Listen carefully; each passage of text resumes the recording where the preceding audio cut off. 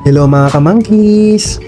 Isang special at exciting araw na naman dahil nandito kami ngayon sa SM San Mateo para sa pinakahihintay naming block screening ng bagong Spider-Man movie, ang Brand New Day. Ayan, papunta na po kami ng cinema. Nandito po tayo, magpipicture-picture lang tayo. Pero bago kami dumiretso sa sinehan, syempre, side trip muna sa SM Supermarket.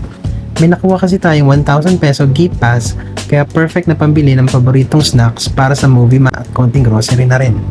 Nagkapustahan pa kami ng pamangkin ko kung kulang ba o sobra ang 1,000 pesos sa mga napamili namin. Wala pa doon. No? Wala na sana. Ano lang to? Kulang 100. Nandun yung pang 100 ko.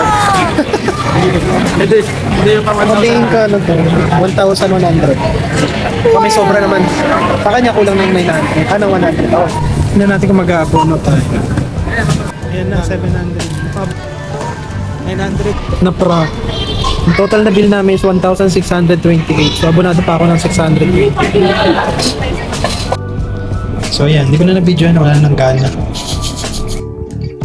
Kaya samahan nyo akong tapusin ang araw na ito, mga chika, kulitan at mga pinaka-abang Spider-Man experience. Let's go!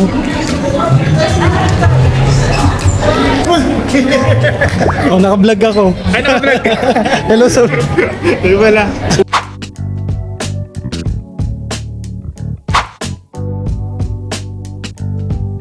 Dahil una kami sa pila ay nakapili kami ng magandang pwesto na eye level.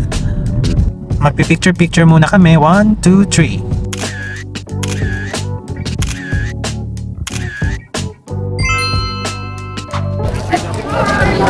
Picture net, last one, last picture. Happy ka pa eh. Again. 1, 2, 3. Okay, bye-bye. Tapos na ang palabas.